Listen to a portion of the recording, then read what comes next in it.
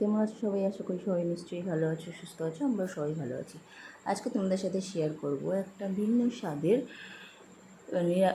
নিরামিষ পোলাও আর বাসন্তী পোলাও আর নিরামিষ আলুর দম। তো তোমরা দেখে নাও কেমনভাবে ট্রাই করেছি। তো আমি এই কাপটার 2.5 কাপ মতো চাল নিয়েছি, 2 কাপ আর হাফ। এটার মধ্যে গোবিন্দভোগ চাল দিয়ে আমি করেছি। এটার মধ্যে 2.5 কাপ মতো গোবিন্দভোগ চাল আছে। চালটাকে আমি ভালো মতো ধুয়ে নেব। ভালো মতো জল দিয়ে পরিষ্কার করে আমি চালটাকে ধুয়ে নেব। ধুয়ে আমি এটাকে জলটা ঝরিয়ে নেব ভালো মতো করে, যতক্ষণ না পরিষ্কার জলটা বেরোচ্ছে ততক্ষণ ভালো মতো ধুয়ে নেব।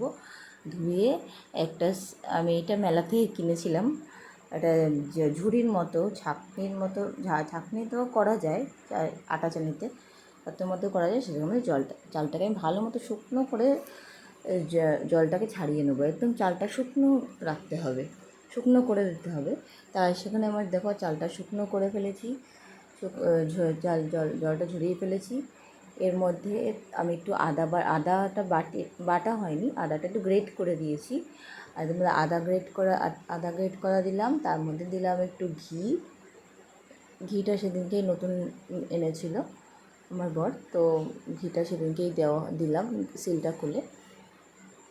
ঘিটা আনপ্যাক করে সেটা সেদিনকেই দিলাম। ঘিটা খুবই ভালো ছিল। তো এটা দিলাম একটু আদা গ্রেট করা আর একটুখানি ঘি। এবার দেবো গরম মশলা, এটা হলো সানরাইজের শাহি গরম মশলা। আমি একটা গোটা প্যাকেট এনেছিলাম, তবে এটার মধ্যে একটু ছিল আগে, তবে এটা দিয়ে আমার হয়ে গেছে।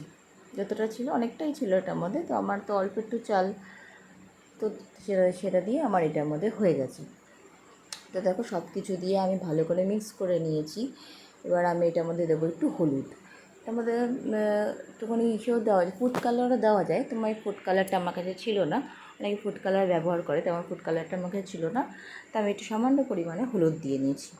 হলুদটা দিয়ে আদা গ্রেট করা, ঘি, গোটা গরম মশলা গুঁড়ো আর একটু হলুদ দিয়ে ভালো করে আমি চালটাকে মিক্স করে নিচ্ছি। একদম চালটা যাতে সাদা সাদা একদম ভাবটা না থাকে, একদম হলুদ ভাবটা হয়ে যায়। তো তার জন্য যদি ঘি কম লাগে ঘি দেওয়া যেতে পারে, যদি একটু হলুদ কম লাগে আমি একটু পরে হলুদ দিয়ে নিয়েছিলাম। ভালো মতো মিক্স করে নিয়েছি। এবার কড়াইতে আমি রিফাইন্ড অয়েল, সাদা তেল গরম করতে দিয়ে দিয়েছি।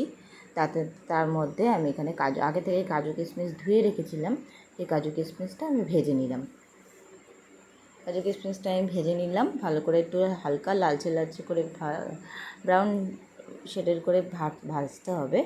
হালকা আমি গ্যাসটা লো ফ্লেমেই রেখেছি, কারণ বেশি বাড়িয়ে দিলে না কাজু কিশমিশগুলো পুড়ে যাবে। আমারটা হালকা একটু বেশি ব্রাউন পুড়ে গেছে, ভাজা হয়ে গেছিলো। তো এত হাইতে চলছিল, প্রচণ্ড সাথে করছিলাম, তো প্রচণ্ড তাপ গ্যাসটার মধ্যে। তো আমি একটু কাজু কিশমিশগুলো ভেজে গ্যাসটা নামিয়ে দিয়েছি। তার মধ্যে দিয়ে দিলাম একটু তেল, তার মধ্যে তেলটা দেওয়া ছিল, তেলটার মধ্যে দিলাম একটু ঘি। এবার দেবো এবার এখানে দুটো তেজপাতা, তিনটে চারটে মতো এলাচ আর 4টে মতো দারচিনি সম্বার দিয়েছি। দিয়ে ভালো মতো করে ভেজে নিলাম। ভেজে নিয়ে এবার মাখিয়ে রাখা ম্যারিনেট করা চালটা আমি তেলের মধ্যে দিয়ে দিলাম। এবার তেলের মধ্যে চালটা দিয়ে ভালো মতো করে চালটাকে আমি ভাজবো। চালটা ভালো করে ভাজবো।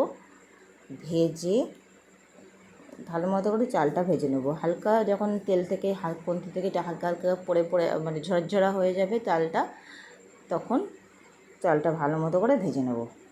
চালটা যাতে ব্রাউন একটু হয়ে যায়, একটু ভাজা ভাজা ব্যাপারটা, হালকা একটু ভাজা ভাজা ব্যাপার হবে, বেশি হবে না। লো ফ্লেমে দিয়ে ভালো করে ভেজে নেব। ভেজে তার মধ্যে ওই কাপের মাপা ডবল চাল, মানে আমি 2.5 কাপ চাল নিয়েছি, তার জন্য নিতে হবে 5 কাপ জল। তো 2 কাপ চাল নিলে 4 কাপ জল নিতে হতো, তো আমি 2.5 কাপ চাল নিয়েছি। তার মধ্যে সেই কাপের